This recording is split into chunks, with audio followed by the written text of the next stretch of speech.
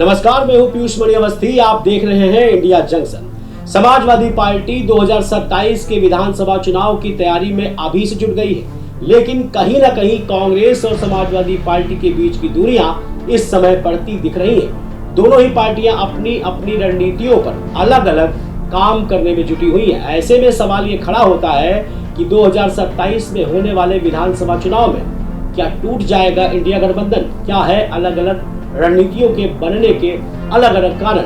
देखिए इस रिपोर्ट में। लोकसभा चुनाव 2024 से पहले समाजवादी पार्टी और कांग्रेस ने बड़ी ही मजबूत रणनीति के साथ चुनाव लड़ा और भारतीय जनता पार्टी को कई जगह पर हार का सामना भी मजबूत गठबंधन के चलते करना पड़ा।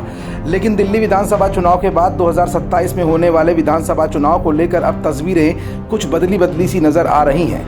आखिर कांग्रेस और समाजवादी पार्टी के बीच दूरियां क्यों बढ़ती जा रही हैं? ऐसे कौन से कारण थे जिनकी वजह से समाजवादी पार्टी ने आम आदमी पार्टी का साथ दिया था और कांग्रेस को अकेला छोड़ दिया था? और अब उत्तर प्रदेश में 2027 में होने वाले विधानसभा चुनाव को लेकर कांग्रेस कौन सी मजबूती की तरफ आगे बढ़ रही है? किन रणनीतियों को लेकर कांग्रेस ने एक नया प्लान तैयार कर लिया है? और क्या 2027 में होने वाले विधानसभा चुनाव में कांग्रेस और समाजवादी पार्टी की राहें अलग अलग हो जाएंगी?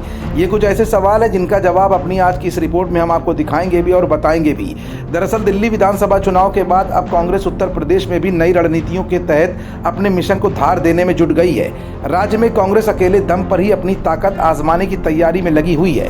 राज्य में पार्टी अपनी ताकत को बढ़ाने के साथ ही खुद की बैसाखी पर खड़े होने की तैयारी कर रही है। दिल्ली चुनाव समाजवादी पार्टी ने आम आदमी पार्टी को समर्थन दिया था।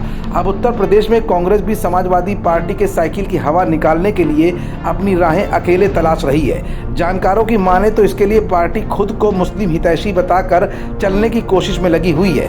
बीते दिनों कुशीनगर में मदनी मस्जिद की घटना के बाद कांग्रेस ने खुलकर अल्पसंख्यक वर्ग का समर्थन किया था।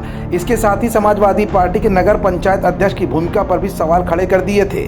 कांग्रेस इन फैसलों से सियासी पंडितों की माने तो कांग्रेस अब आगे अपनी रणनीति को इसी तरह धार देने की तैयारी कर रही है।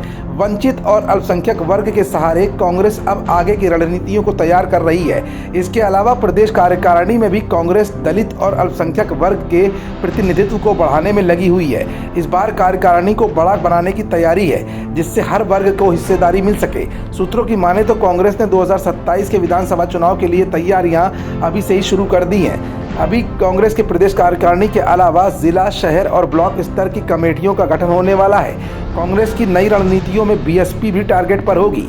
इसका संदेश कांग्रेस के पूर्व अध्यक्ष राहुल गांधी के रायबरेली में दिए गए बयान से दिख रहा है। यहां राहुल गांधी ने संगठन को हर स्तर पर सक्रिय करने का संदेश दे दिया है। भले ही बदायूं से समाजवादी पार्टी के मुखिया अखिलेश यादव के चचेरे भाई धर्मेंद्र यादव विधानसभा चुनाव 2027 में इंडिया गठबंधन की मजबूती का संदेश देते दिख रहे हों, लेकिन कांग्रेस की रणनीतियां 2027 के चुनाव को लेकर कुछ अलग ही बयां कर रही हैं। खबरों से जुड़े रहने के लिए सब्सक्राइब करें हमारा चैनल इंडिया जंक्शन।